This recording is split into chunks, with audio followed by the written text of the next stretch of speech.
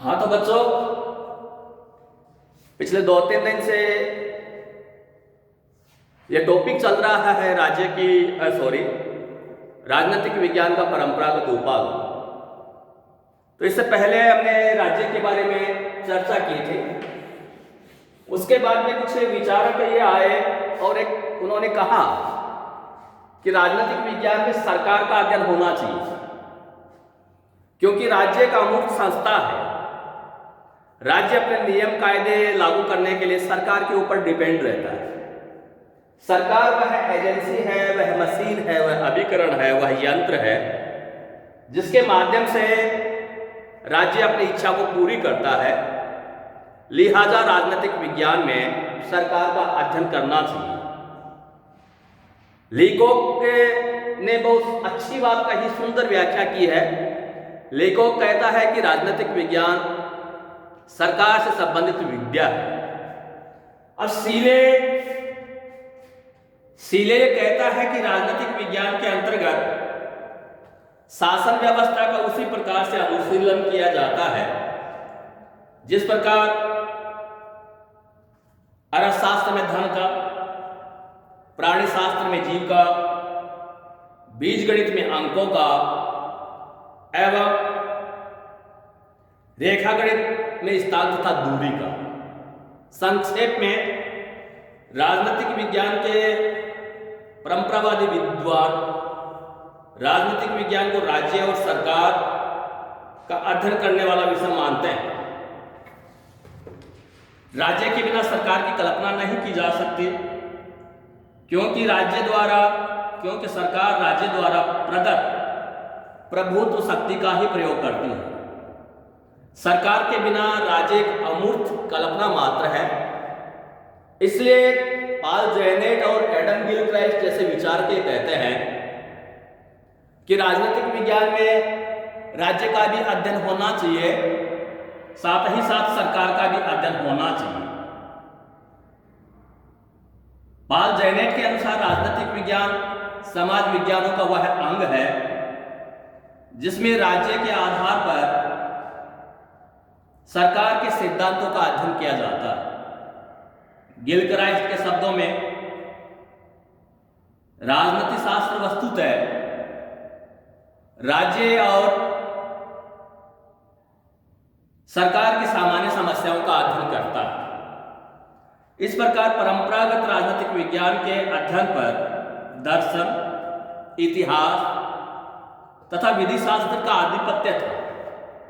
यह राजनीतिक संस्थाओं के संस्थागत ढांचे के अध्ययन पर जोर देता है। पारंपरिक राजनीतिक विज्ञान का संबंध केवल ऐसे सिद्धांतों पर था जिन्हें राजनीतिक तथ्यों का परीक्षण किए बिना निकाला गया था। अतः यह राजनीतिक विज्ञान जैसे विषय को राज्य और सरकार के संकुचित दायरे में ही रख पाए। अब हमें परंपरागत राजनीतिक विज्ञान के जो विशेषताएं हैं उनको हमें देखते हैं कि परंपरागत राजनीतिक विज्ञान कल्पना और दर्शन पर आधारित है। यह अपने प्रतिपादक राजनीतिक दार्शनिकों एवं चिंतकों के व्यक्तित्व एवं दृष्टिकोणों से प्रभावित रहा। अधिकांश दार्शनिक विचारक आचार शास्त्र या धर्मशास्त्र से प्रभावित रहे हैं। उन्होंने मानवीय जीवन तथा सामाजिक लक्ष्यों तथा मूल्यों के और बल दिया।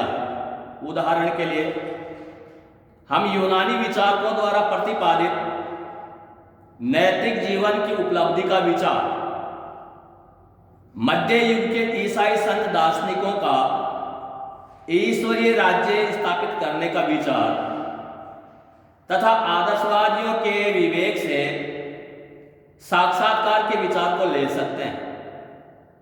इन विद्वानों के विचारों को परानुभववादी कहा गया है। उनके विचार काल्पनिक और उनकी चिंतन प्रणाली निगमनात्मक है। परंपरागत राजनीतिक विज्ञान की कतिपय विशेषता ये निम्न है पहला है कल्पनात्मक और आदर्श।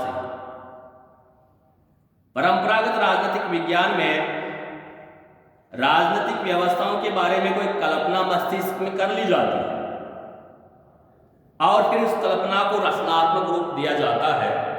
उदाहरण के लिए प्लेटो ने दार्शनिक राजा की कल्पना की और फिर उस कल्पित आदर्श के आधार पर आदर्श राज्य की संरचना की। दूसरा है परिष्कृत परंपरागत पद्धतियां। परंपरागत राजनीतिक विज्ञान अध्ययन की दृष्टि से इतिहासवादी दर्शन प्रधान और वर्णनात्मक रहा। Doctor SP. वर्मा के अनुसार राजनीतिक विज्ञान के विकास की 4 अवस्थाएं हैं: ऐतिहासिक, विश्लेषणात्मक, आदर्शात्मक, उपदेशात्मक तथा वर्णनात्मक परिभाषात्मक। परंपरागत राजनीतिक विज्ञान लंबे समय तक इतिहास की 4 दीवारी में ही फूला फूला और ऐतिहासिक संकल्पनाओं के इर्द गिर्द ही अपनी अध्ययन सामग्री को संजोता रहा। राजनीतिक चिंतकों ने राज्य, कानून, प्रभुसत्ता, अधिकार, न्याय और संकल्पनाओं के विवेचन में ही राजनीतिक विज्ञान को परिसीमित कर दिया। तीसरा है नैतिकता और राजनीतिक मूल्यों पर विशेष बल।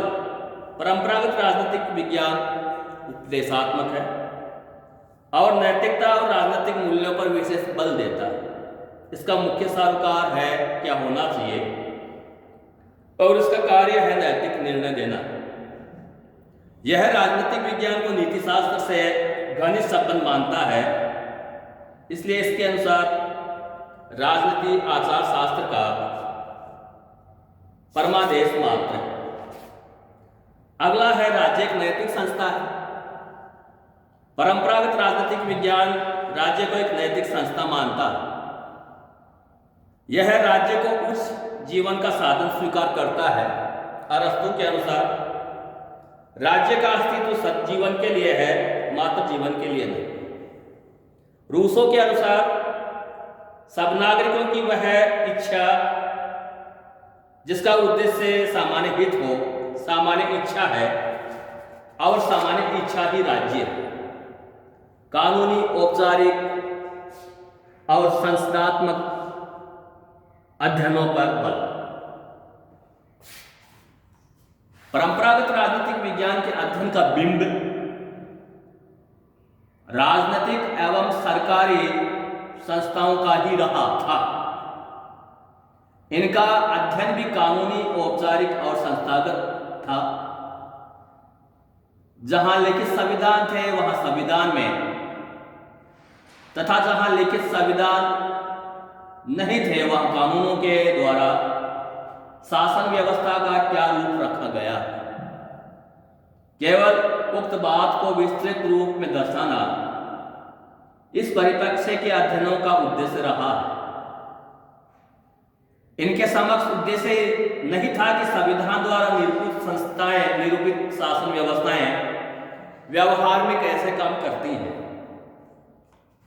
डायसी मुनरो आगन जिंक ने अपने अध्ययन केवल औपचारिक संस्थागत संस्थाओं के विवेचन तक ही सीमित रखे। प्रधान थे संकुचित अध्ययन। परंपरागत राजनीतिक विज्ञान के लेखकों की यह विशेषता रही है कि इनके अध्ययन प्रमुखतया पाश्चात्य राज्यों की शासनीय व्यवस्थाओं की संकीर्ण परिधि में ही बंधे रहे। इनके अध्ययन मुख्यतः यूरोप और अमेरिका तक सीमित रहे। इन्होंने साम्यवादी जगत और तीसरी दुनिया के विकासशील देशों की राजनीतिक व्यवस्थाओं के अध्ययन की ओर पर्याप्त ध्यान नहीं दिया। पाश्चात्य राज्यों की परिधि में रहते हुए इन लेखकों ने केवल लोकतांत्रिक शासन व्यवस्थाओं को ही अध्ययन का केंद्र बिंदु बनाया। एचटीन तथा एप्टर के शब्दों में परंपरागत दृष्टिकोण पाश्चात्य राजनीतिक व्यवस्थाओं तक सीमित रहा और प्रमुखतः एक संस्कृति सर्वोपरि समूह का ही इसमें अध्ययन किया गया। अगला है दर्शन शास्त्र से प्रभावित अध्ययन। परंपरागत राजनीतिक विज्ञान का एक बहुत बड़ा भाग दर्शन शास्त्र से अत्यधिक प्रभावित है। परंपरागत राजनीतिक विज्ञान पर सर्वत्र दर्शन शास्त्र इस प्रकार छाया हुआ है कि हमें राजनीतिक विज्ञान दर्शन शास्त्र के एक उपशाखा जैसा प्रतीत होता है। पारंपरिक राजनीतिक शास्त्रियों ने राजनीतिक विज्ञान और दर्शन शास्त्र की घनिष्ठता पर इतना अधिक जोर दिया कि इनके संयोग से ज्ञान की एक विशिष्ट शाखा का प्रचलन हुआ जिसे राजनीतिक दर्शन कहा जाता है। रूसों की सामान्य इच्छा की अवधारणा तथा टी.एच. ग्रीन का यह कथन है कि राज्य का आधार शक्ति नहीं इच्छा है, उनके राजनीतिक विज्ञान से भी निःसृत हुए हैं। व्यक्तिनिष्ठ अध्ययन। परंपरागत राजनीतिक विज्ञान के सिद्धांत, मान्यताएं, अवधारणाएं तथा निष्कर्ष इनके प्रतिपादकों के व्यक्तिगत अनुभव एवं मान्यताओं से निःसृत हुए हैं। इसलिए कहा जाता है कि परंपरागत राजनीतिक विज्ञान का अध्ययन व्यक्तिनिष्ठ या व्यक्ति सापेक्ष सत्य को प्रस्तुत करता। फॉर एग्जाम्पल, होब्स, क्लॉक एवं रूसो तीनों ने ही मानव स्वभाव पर विचार किया है, किंतु उन्होंने इनकी व्याख्या अपने वैयक्तिक मान्यताओं के परिप्रेक्ष्य में की है। इसके परिणाम स्वरूप उनके मानव स्वभाव तथा उस पर आधारित सामाजिक समझौते का समस्त विवरण व्यक्तिनिष्ठ अध्ययनों की श्रेणी में आ गया है और यह तथ्यों की पूर्ण उपेक्षा करता है। इन शॉर्ट, परंपरागत राजनीतिक विज्ञान कल्पना और दर्शन पर आधारित है। पुरातन राजनीतिक शास्त्रियों के अनुसंधान तथा विश्लेषण की प्रमुख विधियां ऐतिहासिक एवं वर्णनात्मक रही। इनका साहित्य पुस्तकालयों में बैठकर लिखा गया। उनके निष्कर्ष तर्क पर आधारित हैं।